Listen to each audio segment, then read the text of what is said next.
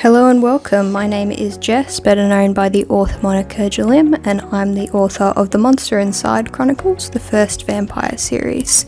Today I'm going to start something different for my Storytime series. Rather than reading out nostalgic snippets of my first few works, today I'm going to start reading out one of the books that I fully completed and have previously published online but have since removed and rewritten.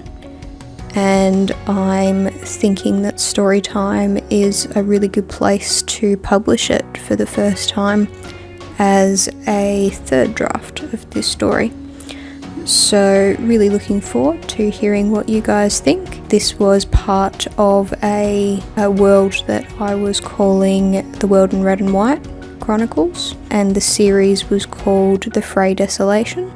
It was to be a trilogy, which I did not get around to finishing, but hopefully one day will, because I really enjoyed writing this story, and I know several of my friends really enjoyed the story as well.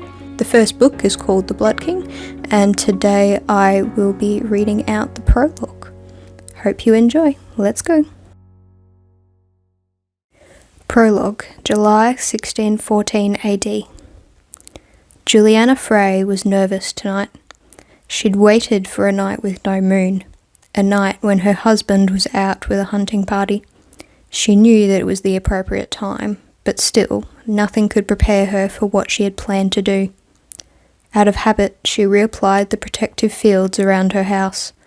Carpathy was by no means large, but it was satisfactory for her family. As she watched the darkness outside the window, she felt a light hand on her arm. She smiled at her daughter's touch, placing her own hand on top. "I know you will protect them, my child," she said. "I only wish that I could have had more time to teach you what it is to be different from the others." Calcinia smiled at her mother. "I may not understand everything, but I'm sure that given time your wisdom will help me to know." Juliana turned to her daughter and cupped her face, kissing her forehead lightly. "Go, and prepare the carriage. We shall need to be hasty." Calcinia nodded and proceeded to leave the room. "And Calcinia?" asked Juliana. She turned back to her mother, who pointed to a book upon the table. "It is yours now." Calcinia took up the book, then hugged her mother tightly. "I will miss you." "And I you," said Juliana. "Now go." Calcinia did as she was told, leading to the small barn that stood beside the house. Juliana descended to the first floor of the house where her two sons waited for her.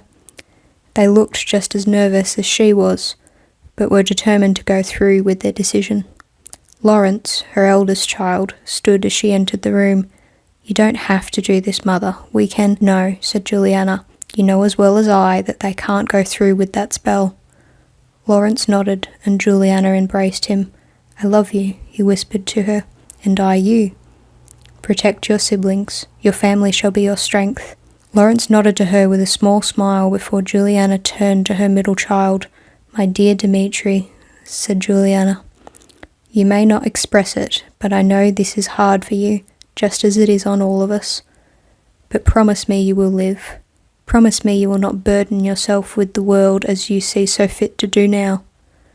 Dimitri sighed and stood before his mother, embracing her. "I will do my best." Juliana kissed her son before pulling away, wiping her tears. "Come on, we better do this quickly before the coven suspects." The brothers nodded before following their mother out to the barn. The already packed carriage sat in the centre of the barn. The two draft horses they owned were being attached to it by Calcinia. The brothers climbed into the carriage, and Juliana handed Lawrence a vial filled with red liquid.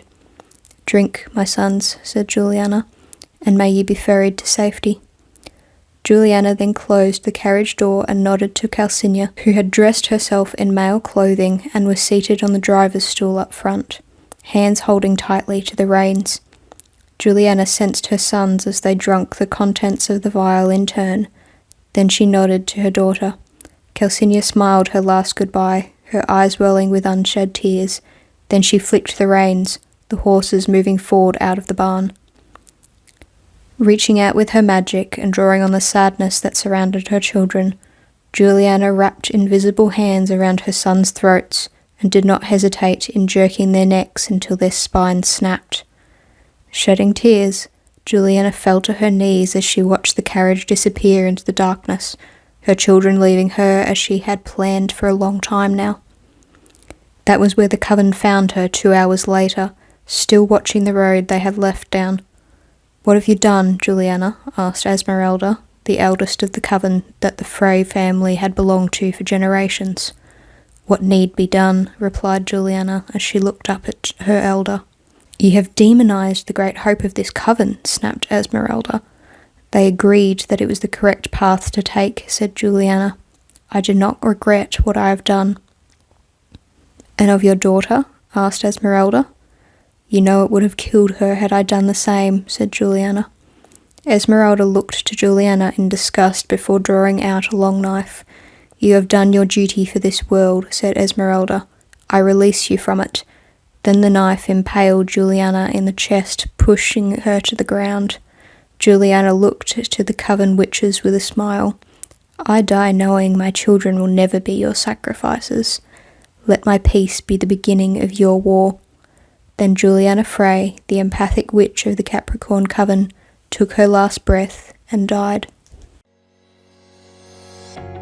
Well, that was the prologue for The Blood King, the first book in the Frey Desolation Trilogy. I hope you guys enjoyed that. Please join me next time for Chapter 1 of The Blood King, our follow-up to today's episode. I hope you are all happy and healthy, and I'll see you next time. Bye.